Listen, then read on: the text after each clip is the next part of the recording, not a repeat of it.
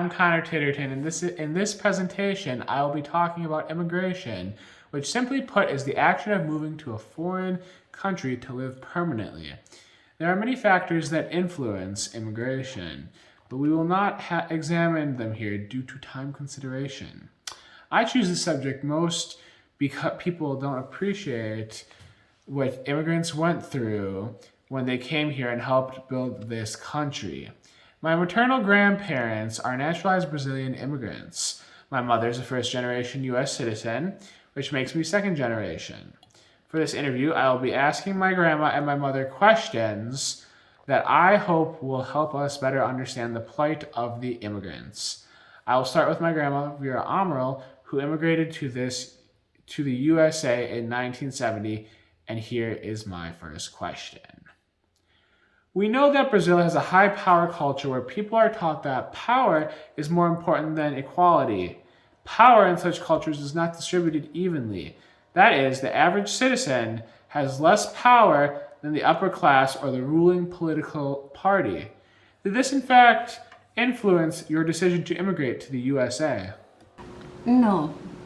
I think when I think about it, that I immigrated, it was a question of the heart, because I came, my husband had come to school here. He did his studies at the university here while I was studying in Brazil.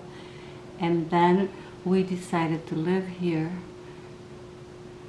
for a certain amount of time. And he had immigrated to the U.S. on a student scholarship, and when he graduated, he landed a job, and we decided we'd stay here for some years.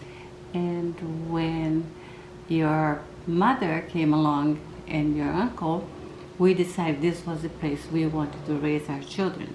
So actually, for myself, the reason or the factor that motivated me to immigrate was a question of a heart. Let's talk about culture shock. That period of adjustment for immigrants when everything in the new country seems unfamiliar, shocking, or overwhelming. Not everybody experiences it the same way. What are some underlying factors that helped your adjustments experience to a new culture?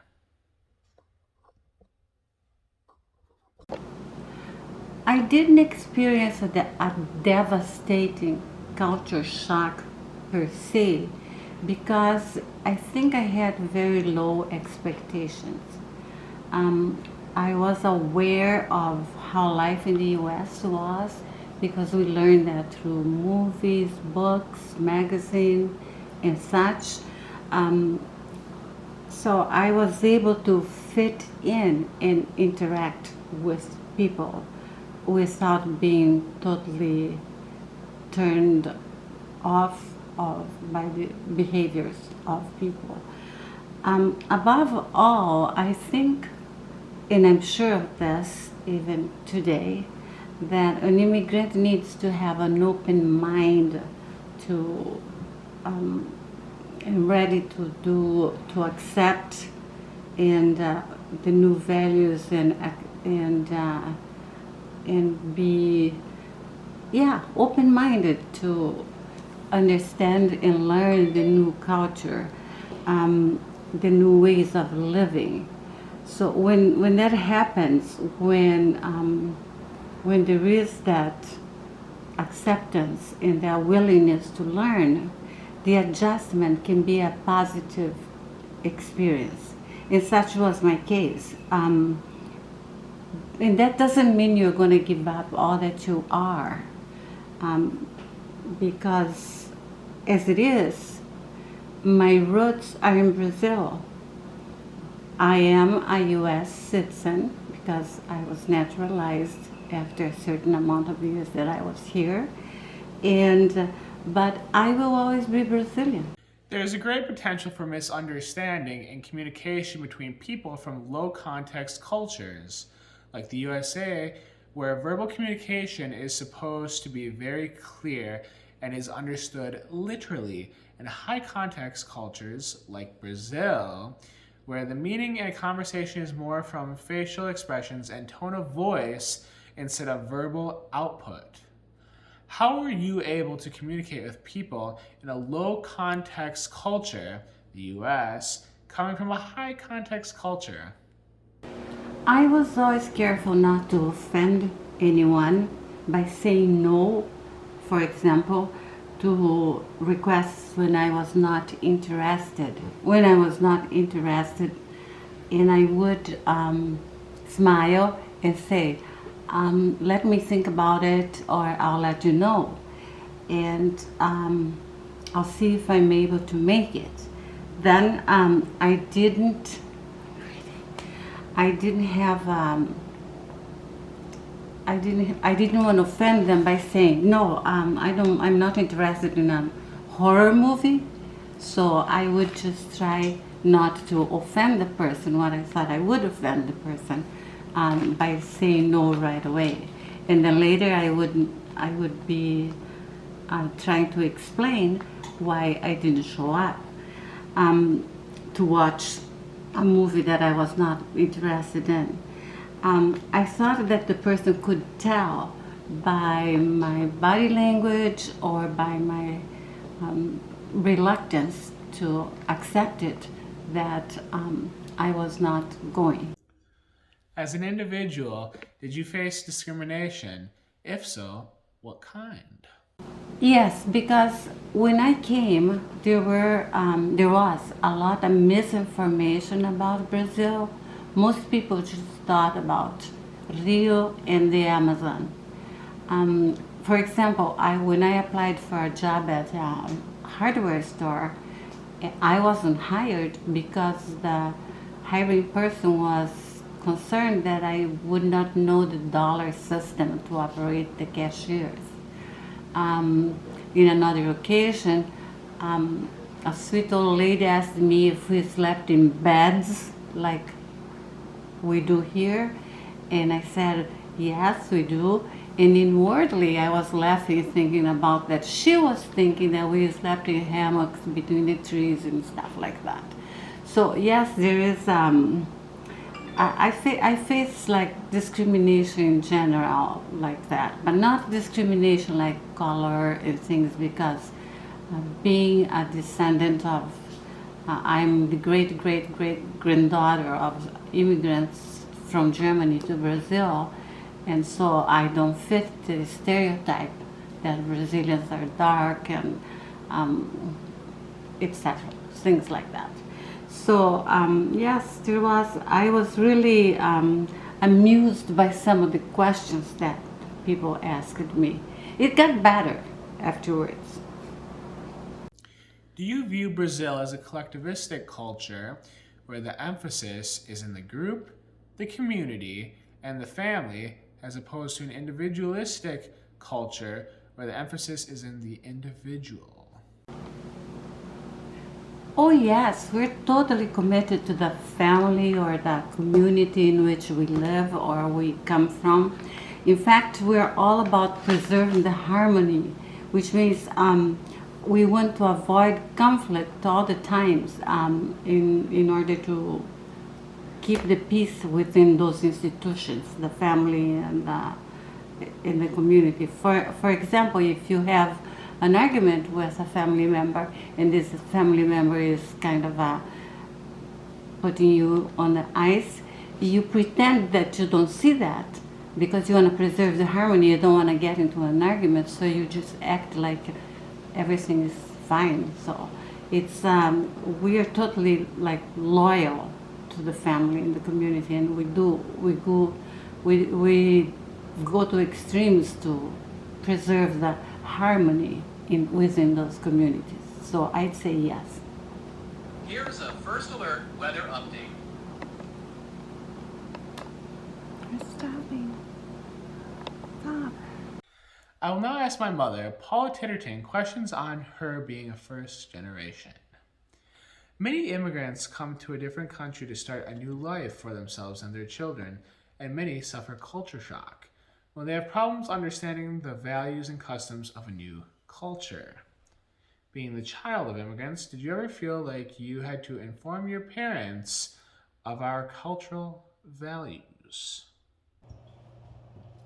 No, not in my case. I think that when my parents immigrated to this area, Wisconsin, of the country, during the time period that they did, it was very different from today. And I'm not saying that there aren't different immigration issues, political issues, prejudice today with immigrants, and as we see in the news all the time, they are always discussing it and always having controversy during elections on immigration policies.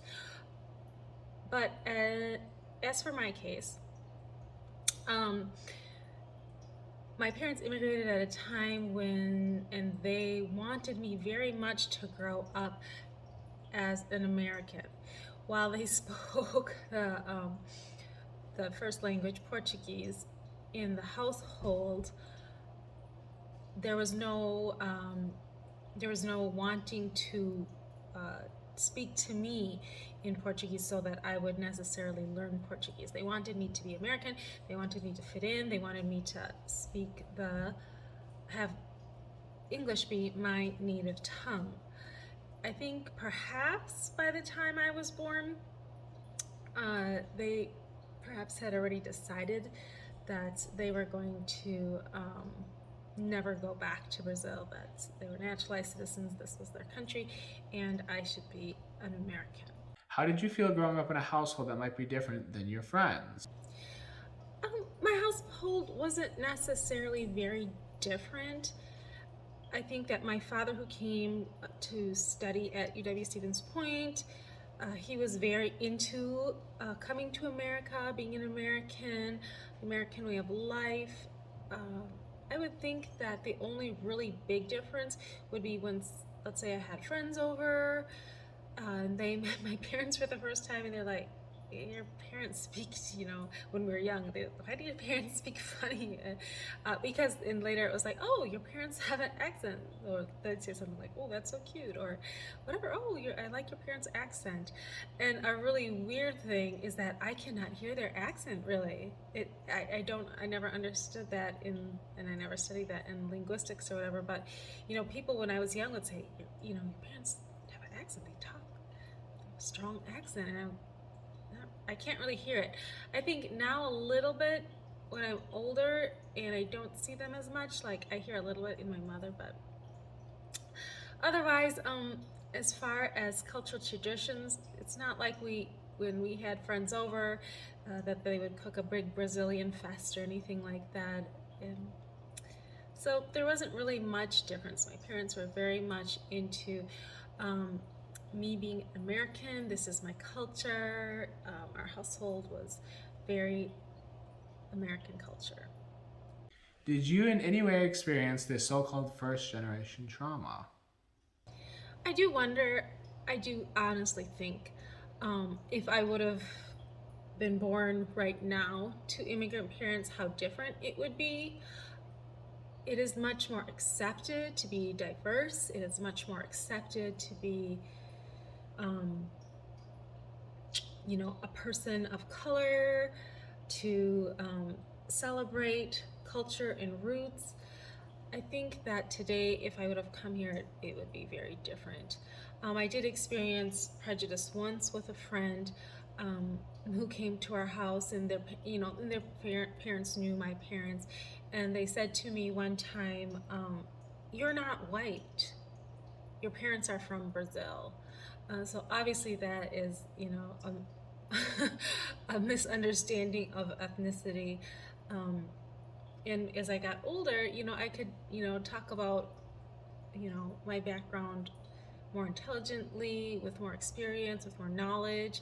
And, I'd be able to say, if someone would have said that to me later in life, not when I was a youngster of 10 or 12, to be able to explain, that South America, much like North America, had, immigration, and people came from, there were indigenous people here in the land originally, but, the first immigrants were the explorers, and they came just like to the United States. Some came to Brazil, and Brazil happened to be colonized by the Portuguese, and that is part of my roots. But my immigrant relatives came from Germany and came from Portugal, and there's also some native blood, I believe, but both my dad is a little bit more, I would say, olive Mediterranean toned,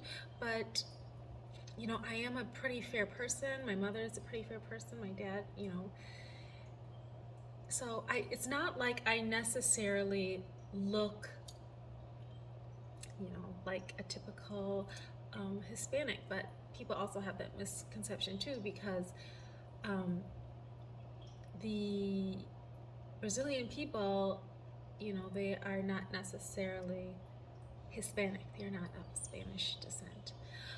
Anyway, so there is lots of this, cultural, ethnic misunderstandings.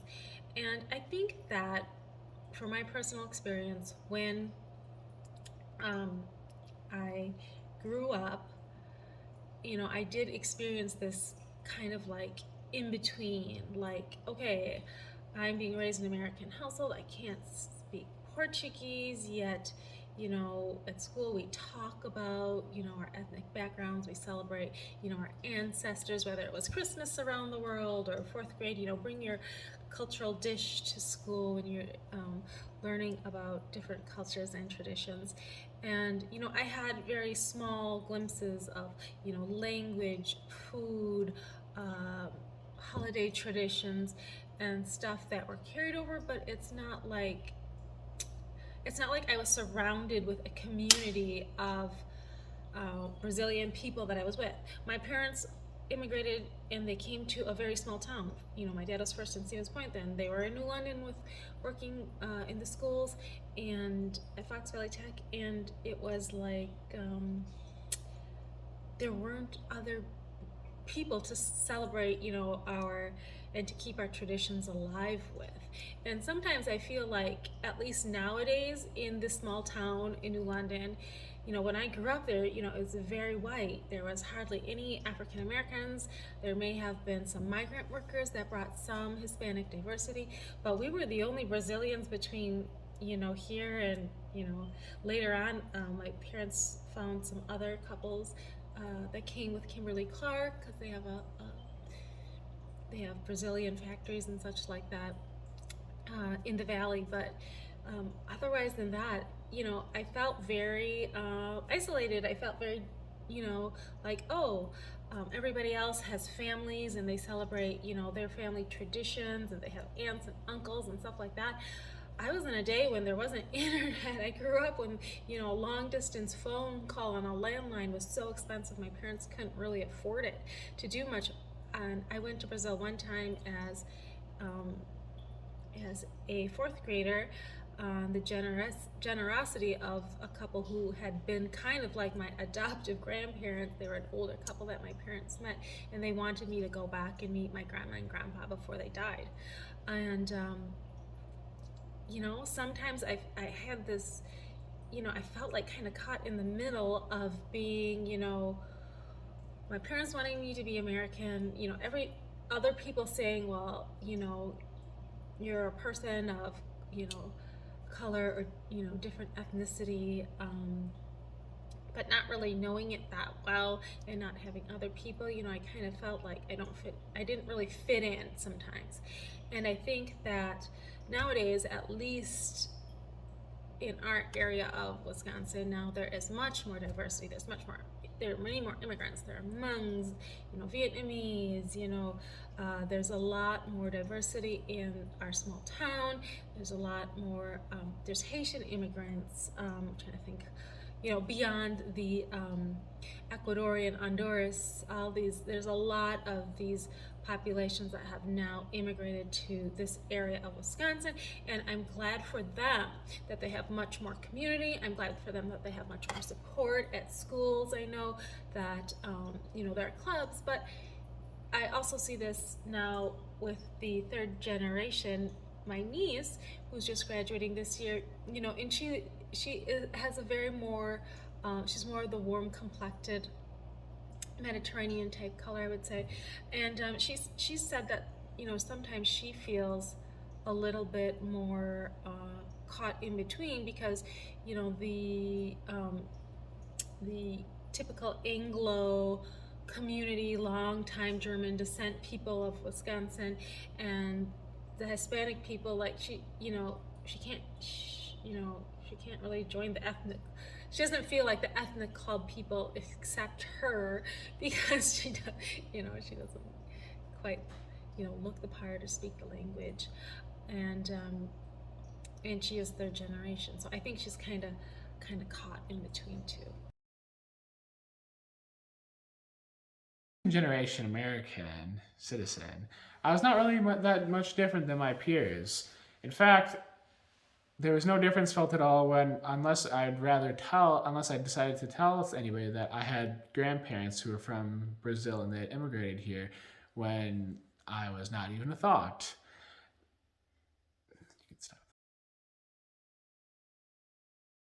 There were no language issues in our household growing up. English was the main spoken language, and honestly, when my grandma got upset at us, she'd start speaking in Portuguese.